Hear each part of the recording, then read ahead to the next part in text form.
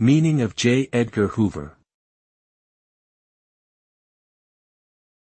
J Edgar Hoover.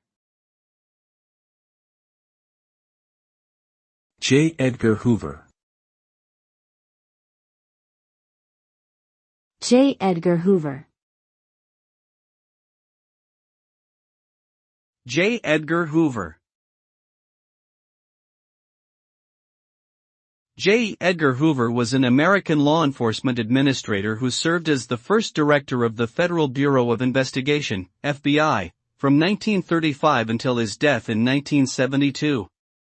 He is known for transforming the FBI into a modern crime-fighting agency, but his methods were controversial and often criticized for being invasive and authoritarian.